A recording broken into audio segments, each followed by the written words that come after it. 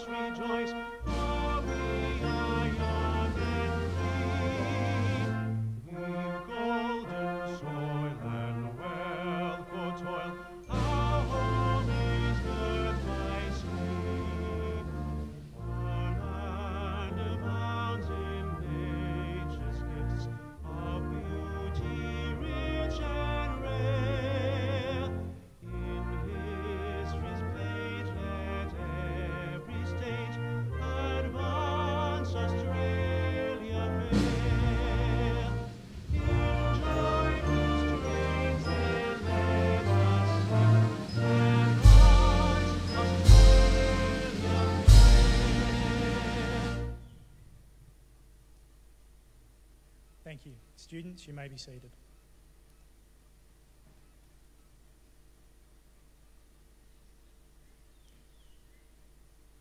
The Australian War Memorial was the vision of Charles Bean, Australia's first World War official historian.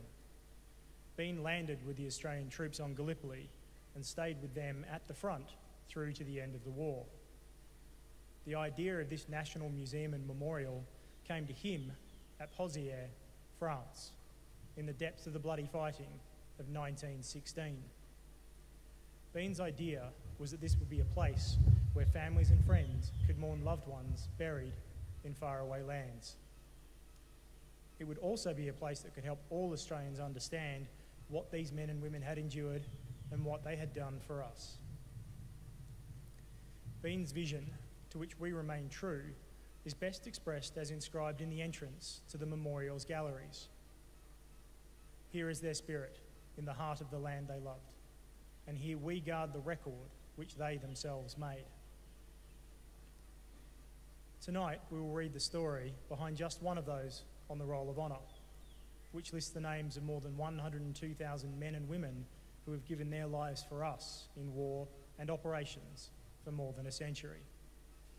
But first, we present a lament, Flowers of the Forest. Wreaths or floral tributes will now be laid at the base of the pool of reflection.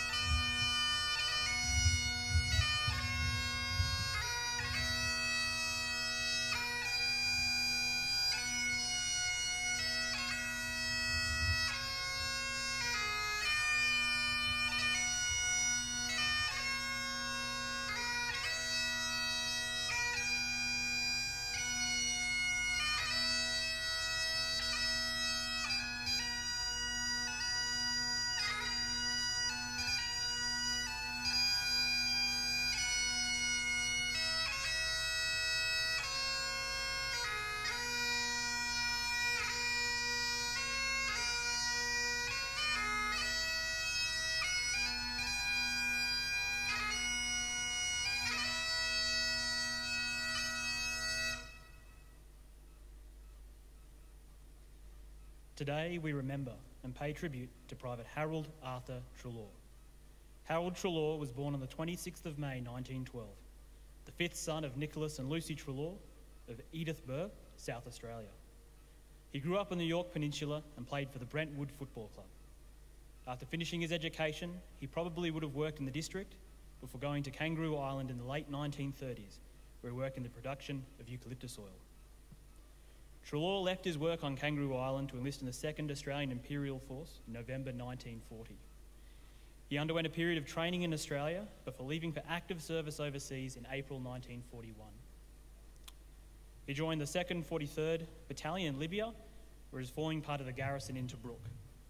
Besieged by the German Afrika Korps, Tobruk was an important deep-water port on the Libyan coast, and it was held by a primarily Australian force for several months.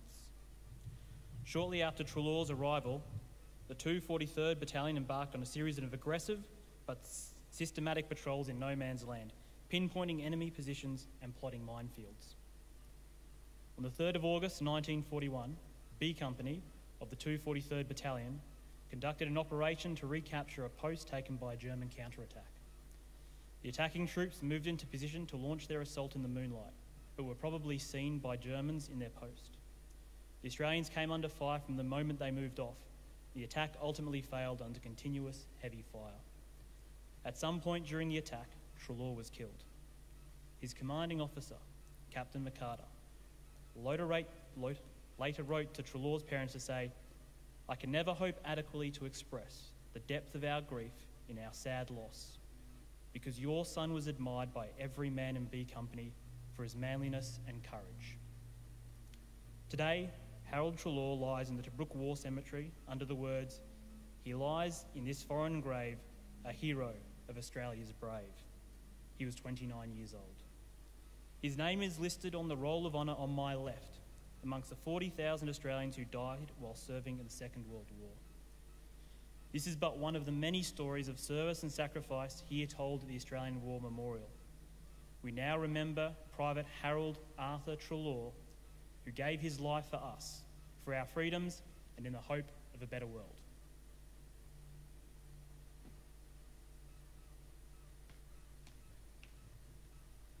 Please stand for the reading of the ode and the sounding of the last post.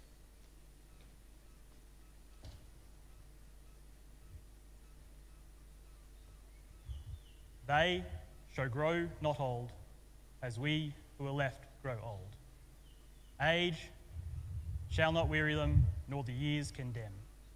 At the going down of the sun, and in the morning, we will remember them. We will remember them.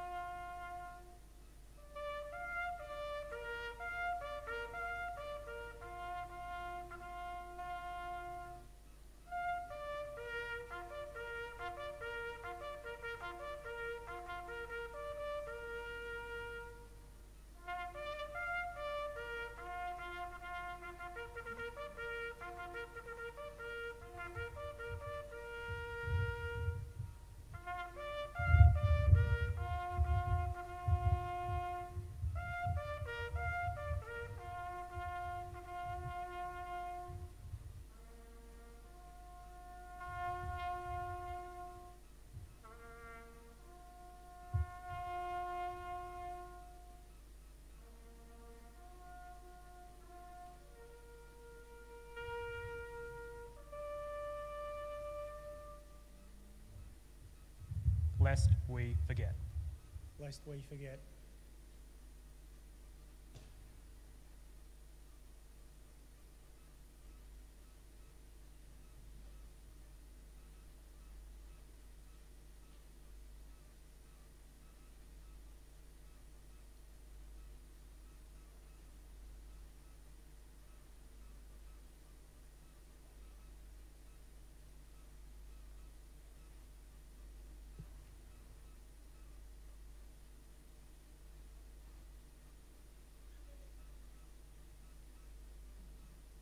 leave you this evening with the words of the memorial's founder, Charles Bean. Many a man lying out there at Poziere or in the low scrub at Gallipoli with his poor, tired senses barely working through the fever of his brain has thought in his last moments, well, it's over. But in Australia, they will be proud of this. Ladies and gentlemen, girls and boys, that concludes the last post ceremony. Please feel free to visit the poppy display in the grounds as you leave. We thank you for visiting the Australian War Memorial and wish you all a very good evening.